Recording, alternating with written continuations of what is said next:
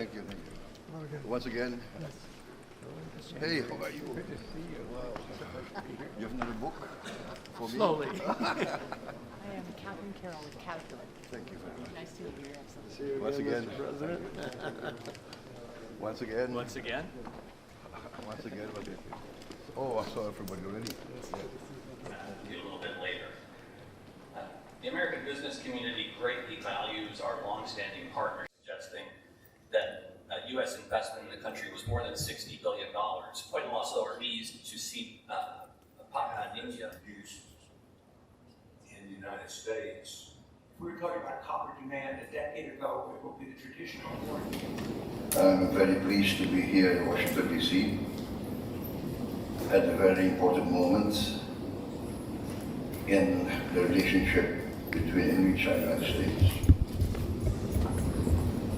It's also a great honor for me to be invited here to be amongst you, the business leaders of both the U.S. and of Indonesia. As you know, I'm here invited by the President of the United States of America for, I think, a very important meeting of the Board of Peace. In fact, the first official meeting of the Board of Peace that has been formed to attempt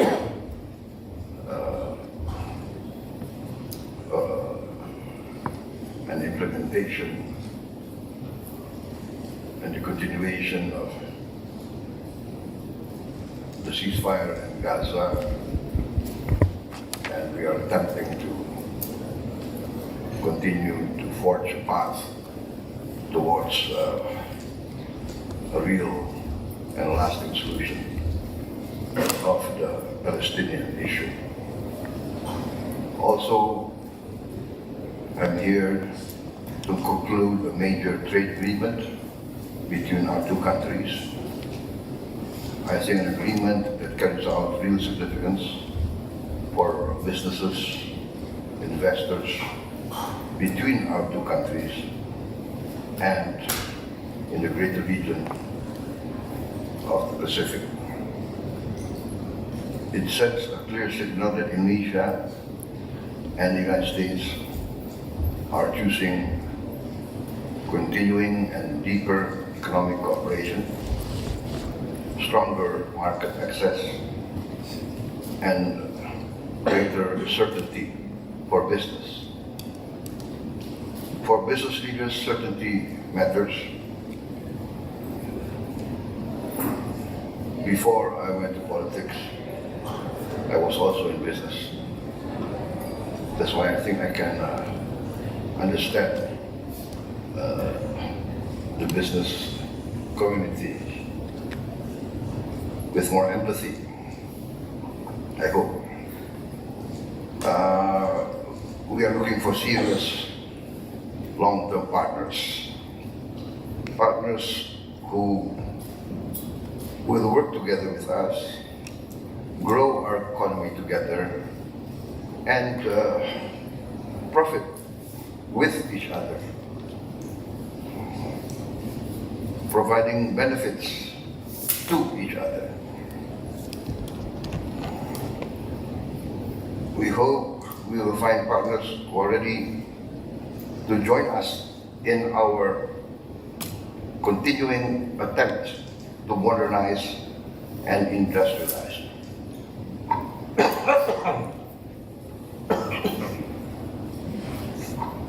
Sorry. As President of my country, the Republic of Indonesia, my responsibility, I think, is very clear.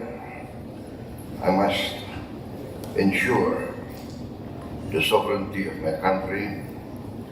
I must ensure good governance. I must ensure stability and peace. And I must bring real and tangible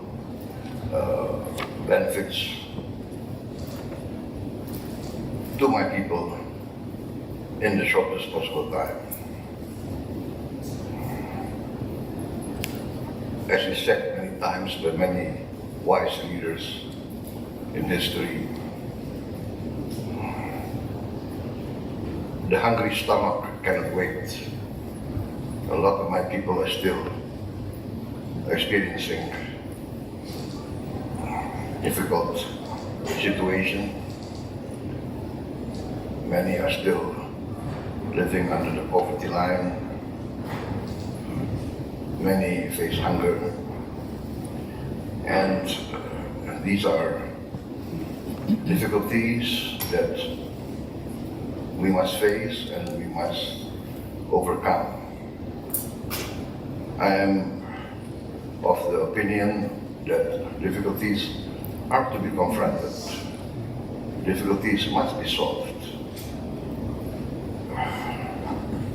Weaknesses must be acknowledged.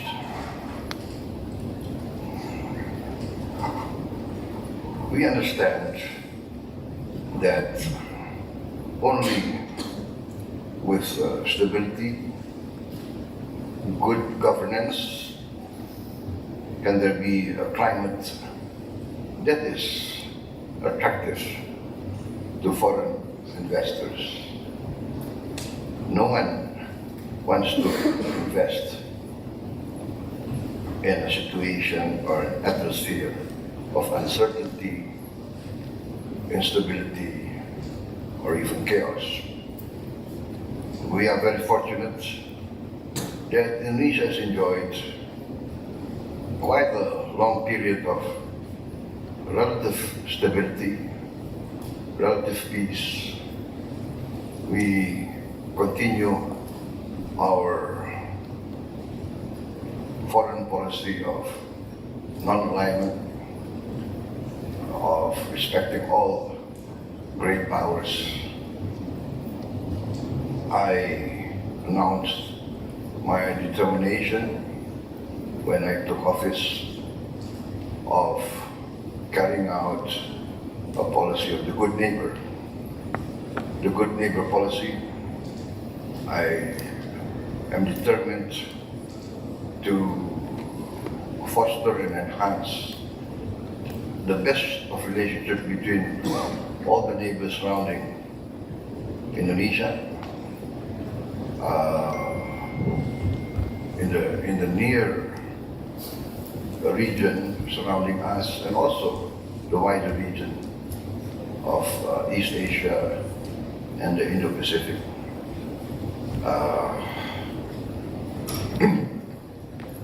I hold to the policy of 1,000 friends too few and one enemy too many, not only in foreign policy but also in my domestic politics. I learned that cooperation, collaboration, compromise will in the end prove more beneficial and profitable to all sides. Competition is necessary, but after competition must come cooperation. This is my conviction, and I think history teaches us that countries at the level of development like Indonesia must forge compromise, cooperation and collaboration amongst the elite of our country. We have to have competition, but we must also have collaboration and cooperation for the sake of the greater good. In such a situation, I'm convinced that a climate of stability, a climate of confidence will encourage investment.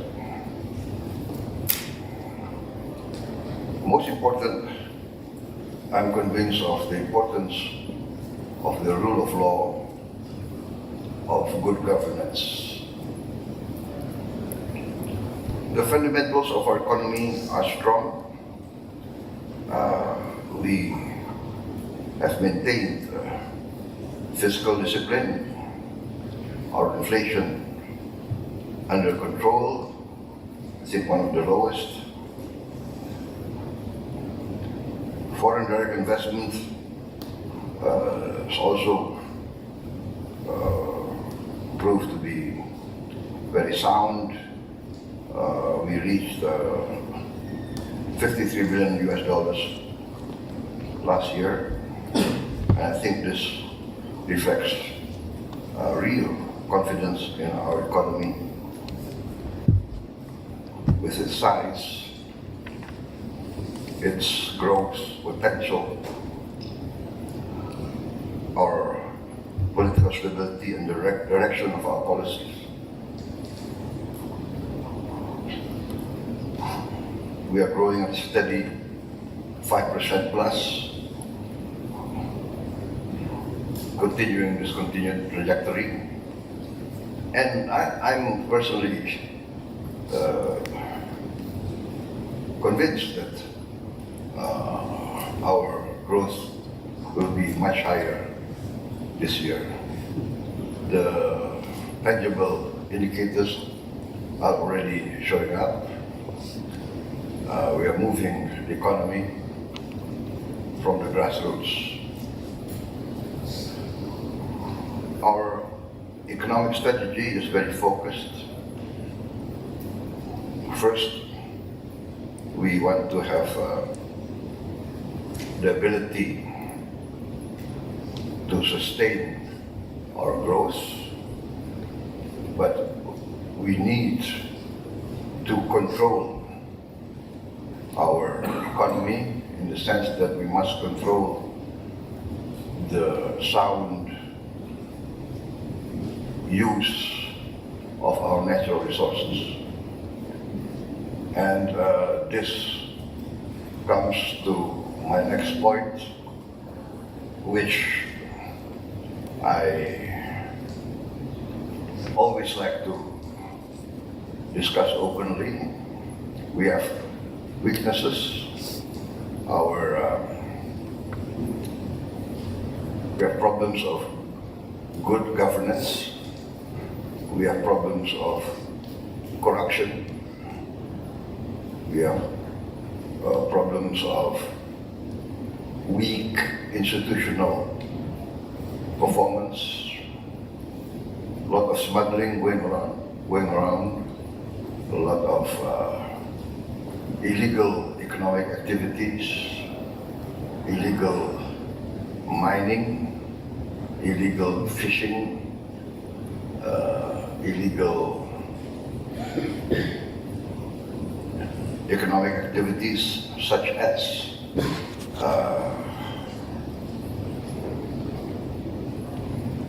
corporations maintaining plantations in protected forests.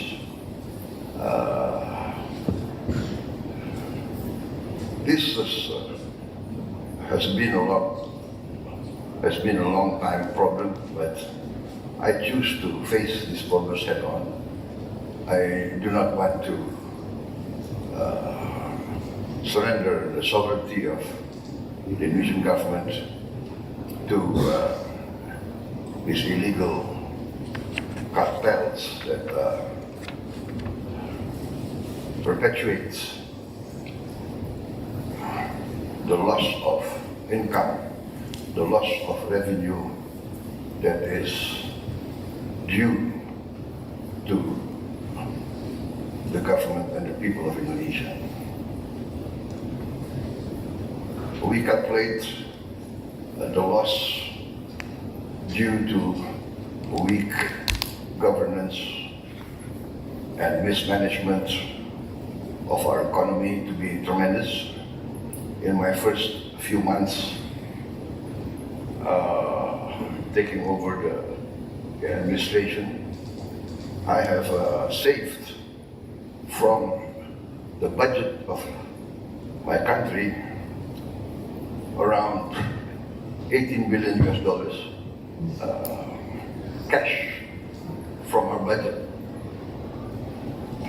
These savings come from inefficiency, projects that are not productive. Maybe it could be similar to what was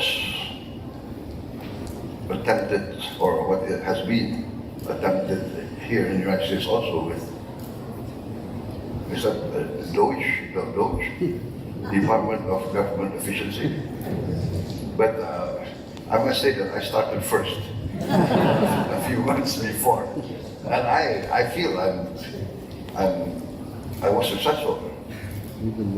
I feel empowered. I think I'm one of the few presidents of Indonesia that in the first 3 months of the administration, I saved $18 billion in cash.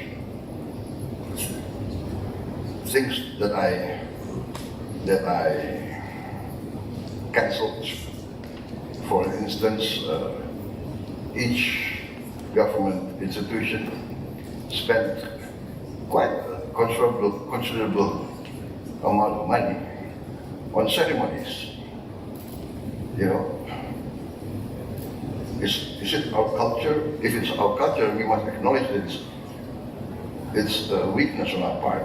I mean, we spend a lot of money on anniversaries. So each ministry has an anniversary. Each provincial government has an anniversary. Each Kabupaten or district has an anniversary. And can you imagine how many hundreds of ceremonies we have every week, every month, or every region? And so I just canceled something. I said the anniversary should be celebrated inside the office, maybe with a small lunch, perhaps just a takeaway from some restaurant. Just to have some rational, rational. Let's think about what we can do for the people. And what is this ceremony? I mean, this was my approach, but I'm determined to, and I did save a lot of money. And we have, apart from ceremonies, we have foreign travel was in the billions of dollars. So I'm trying to cut down foreign travel from government institutions. Everybody wants a study tour to study something outside Indonesia, but I'm saying look, the problem for Indonesia is very clear, right? There was a study tour studying poverty alleviation in Australia. Australia, I think, is one of the 10 richest countries in the world, right? And what was said was when they sent a study team there, I learned from my Australian friends, it was around Easter. I mean, Australians being majority Christian, I mean, at Easter they're on holidays. There was no one, things like this happened. And I'm determined just to, be rational. I got a report that there was a study tour of Indonesian officials going to Japan around the 20th of October. I mean, it was Christmas time. I mean, the things like this, I tried to have rationality. It was not easy in the beginning. In fact, I had demonstrations against me, but I think it was the first time in the history, perhaps of the world, that there was a demonstration against government efficiency. I don't know who was paying for these demonstrations, but I mean, it was pretty sad actually.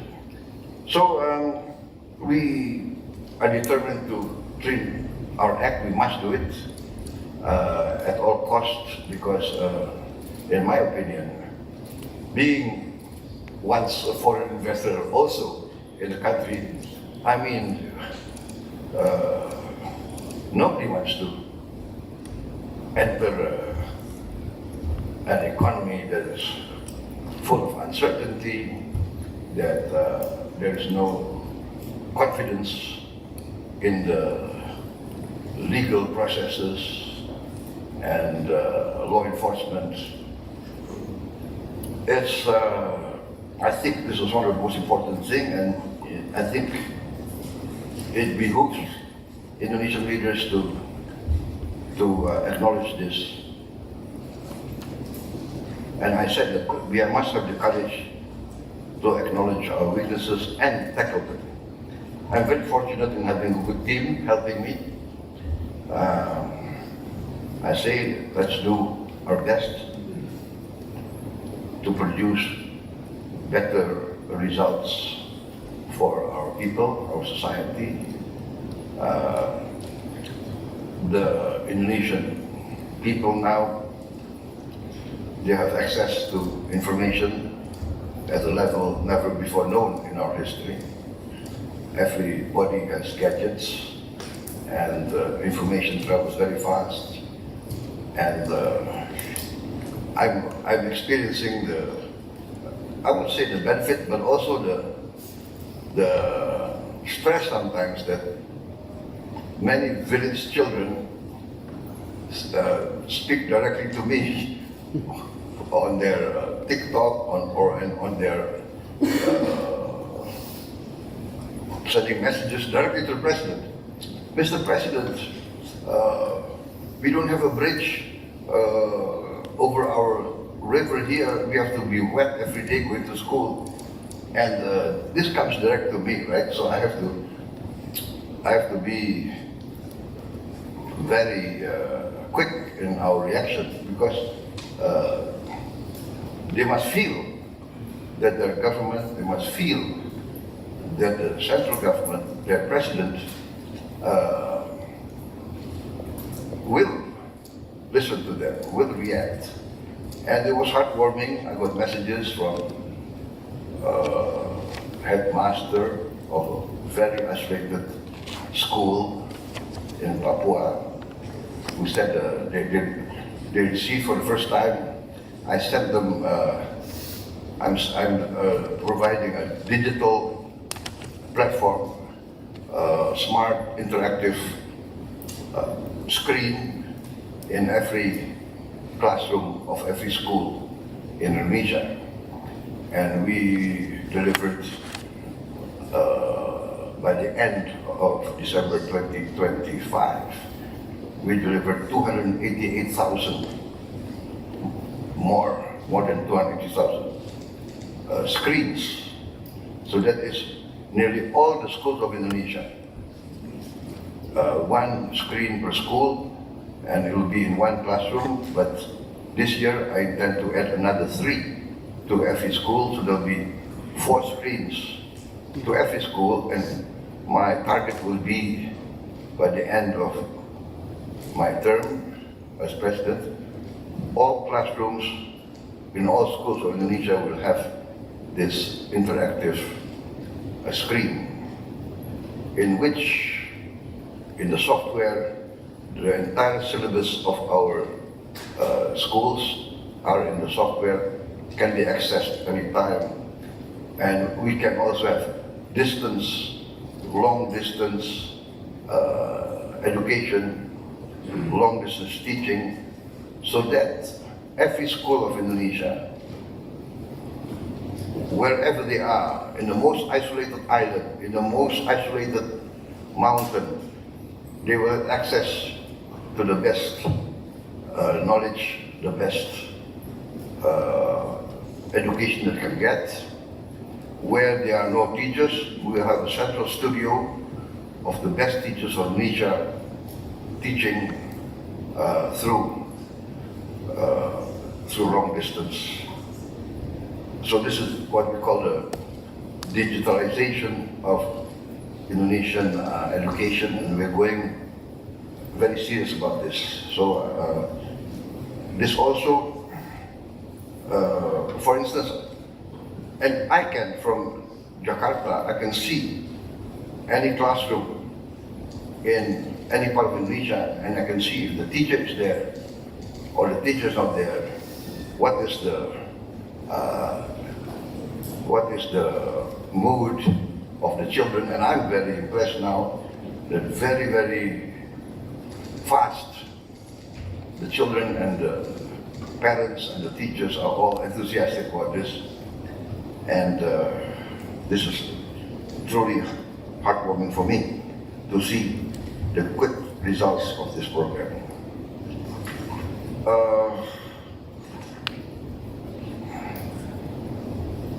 To continue, we are seeing results now, and we are now continuing with a lot of reforms. For instance, we have just formed our new sovereign wealth fund. All our state-owned assets we have consolidated into investment agency, investment fund, which we call Danantara. And it's now headed by the Minister of Investment, who concurrently is the head of our new sovereign wealth fund. They've been in operation, I think, nearly exactly 1 year. Exactly 1 year. Yeah. not yet 1 year. 24th February. 24th of February, which is a few days from now, we established the sovereign wealth fund. And you see the head has lost a lot of hair.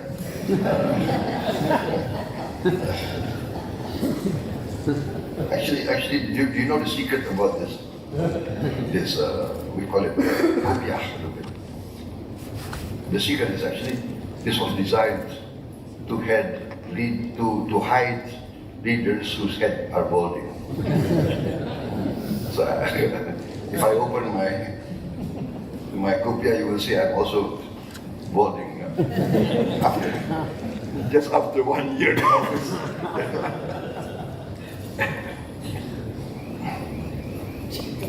So yes, we are open. We need investment. We want more investment, and we are confident that we are competitive. We are attractive.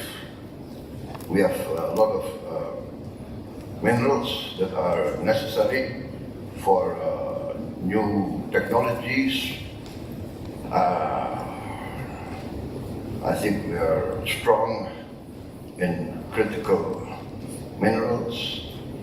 I think I just got a report. I think we have one of the largest rare earth reserves in the world.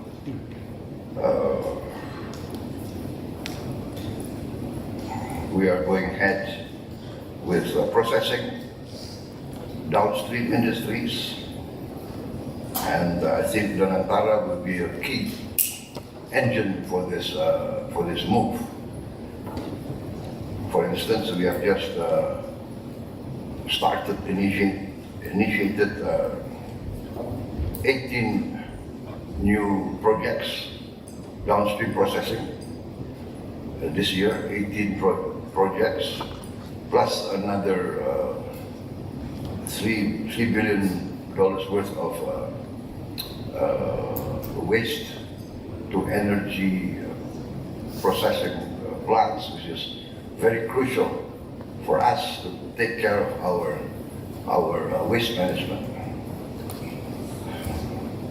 So we are moving very fast in all of these sectors, and I think for American companies, Indonesia will not just be an attractive market, but also we hope that it will be used as a production base, and that Indonesia can be viewed as a good strategic partner for the region.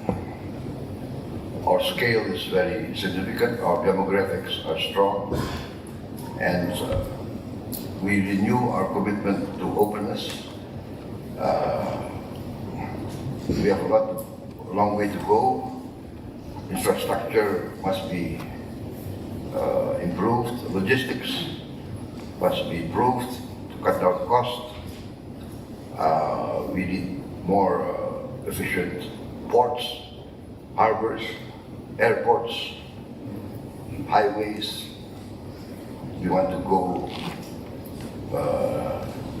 the digital path that can improve efficiency. We are working very hard to reduce costs, strengthen connectivity, and ensure supply chains operating through Indonesia that will be reliable. Energy transition is also part of our long-term strategy. We are committed to renewables, electric vehicles, green industries, but our approach is very pragmatic. We will go at a speed that is adjusted to our capacity. We pursue projects that must be economically sound, that must be bankable and capable of delivering long-term returns.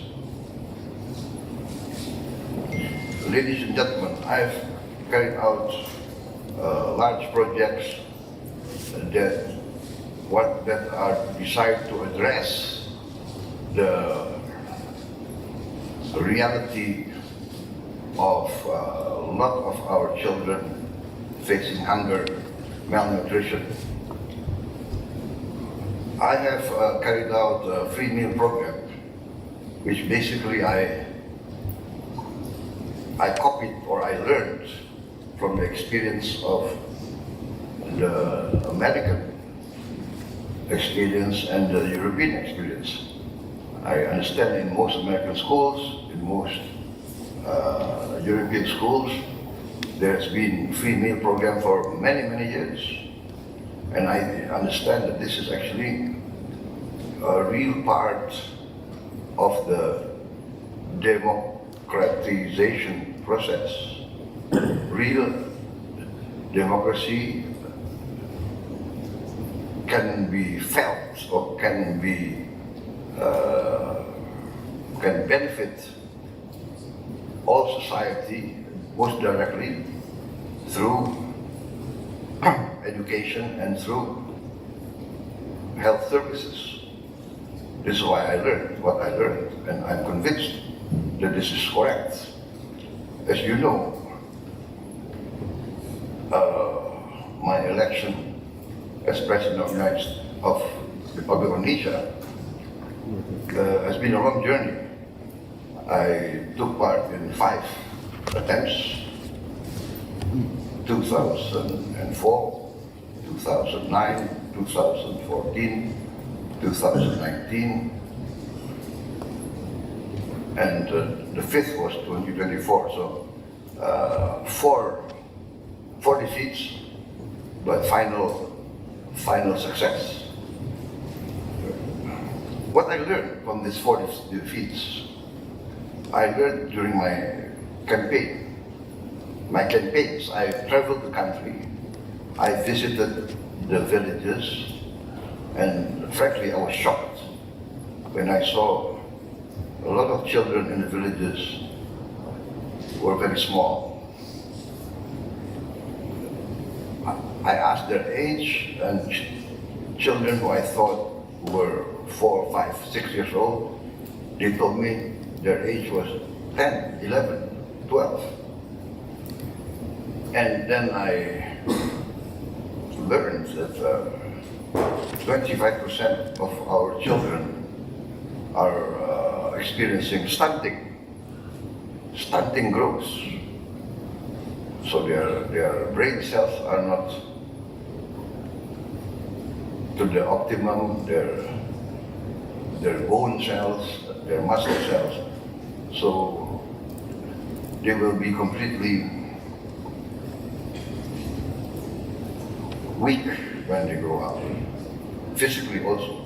I mean, so I was thinking that there must be a way. We cannot accept this. And then I saw also the gap between the very rich at the top, and most of them, or most of my people are still experiencing poverty. And this made me even more determined to have policies that can immediately alleviate these matters. And I did this with determination, and I used the savings that we made from inefficient, unproductive, and frankly, misuse of our government money, government funds, the budget that, very frankly, I would say, has, and had we not carried out strict efficiency, would have evaporated, being part of the corruption that we faced. So this money that I saved would have evaporated to corruption. And this is the money that I used to reallocate to these programs. So I've been accused of being spending recklessly, etc. No, this is reallocation of resources. And by the way, I met, after a few months of my program, I met some leaders from the Rockefeller Institute from the United States who came to Jakarta to study our free lunch program, free meal program, and they told me that this was the wisest choice, the best investment that any country could have made, because for every dollar spent in free meals for the children, the return is, according to the Rockefeller Institute, the return is at least $7 in the near term, but could, in the long term, provide a return up to 35 times. That's they say that they have done the research for many countries through many years, and this is the result. So I think we are now experiencing this. Some of the members of Apindo came to me a few, I think last week, and they said this, January was the highest domestic consumption for many, many years. I think for the last 10 or 15 years, domestic consumption in January was the highest. And they tell me their experience is because of the free meal program. Free meal program, we have now already 23,000 kitchens, each kitchen employing 50 people in the village. Mothers who never had any income now have income. They're working 3 or 4 shifts to provide food, but also this creates demand. Now each kitchen, each village has a need for eggs, for chicken, for vegetables, for tomatoes, etc. So another 10, 15 farmers have guaranteed offtake. And this results in a multiplier effect, which is creating some sort of boom from the bottom. So this encourages us. And I think this also guarantees or enhances social and political stability. We understand that employment is critical and very important. And this creates real employment, real demand. Now production of nearly all agricultural goods are very high. Now we have achieved the highest rice production in the history of the Republic of Indonesia. I think on all commodities now we are nearly self-sufficient, except for a few. So, ladies and gentlemen, I can go on and on about our achievements in the first year, but I think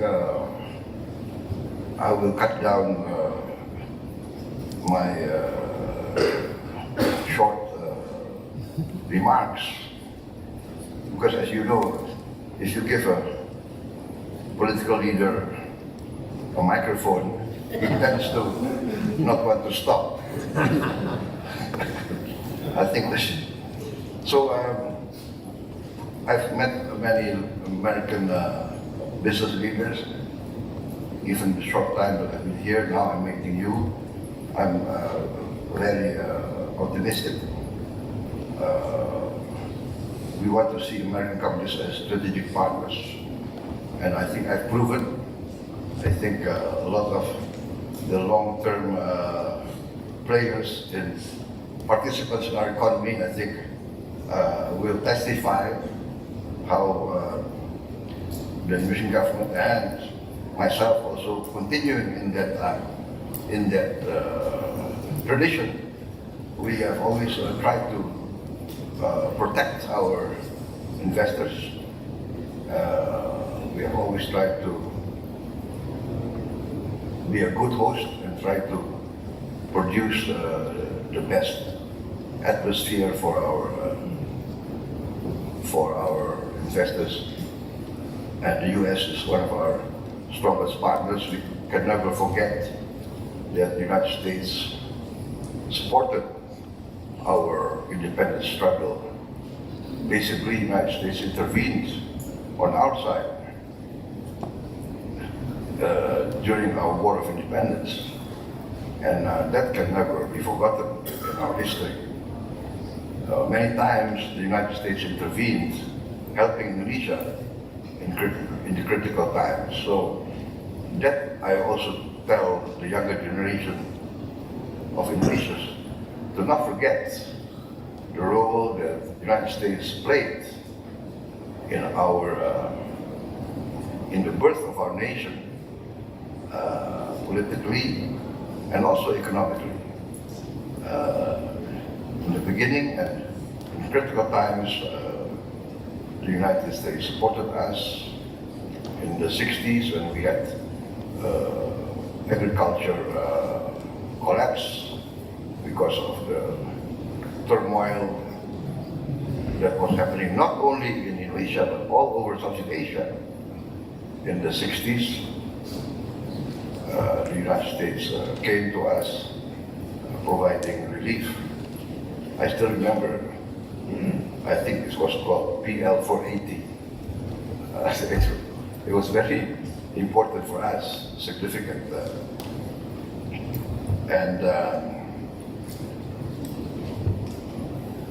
So we hope for a stronger American presence in our economy. And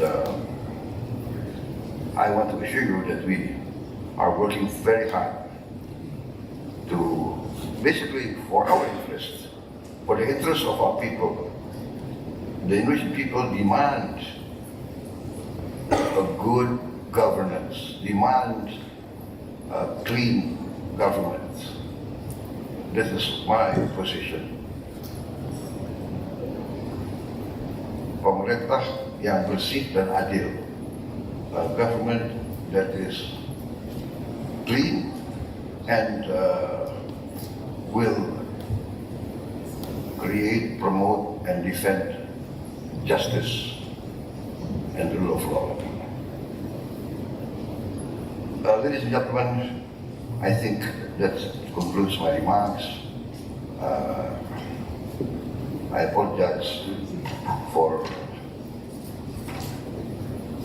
maybe taking too much of the time allocated to me, but I conclude with the hope that relations between the U.S. and Indonesia will continue to be good and we will flourish together. I believe that what I learned from American entrepreneurs is let's make money together, right? Win-win, win-win. Everybody makes profit. It should be win-win and everybody benefit. With benefit, prosperity. That's the lesson I learned from history. Prosperity comes from good governance, clean governance. Prosperity comes from stability. Stability comes from satisfied people. They are satisfied because they have confidence in their leaders. So, please come to Indonesia. Thank you very much.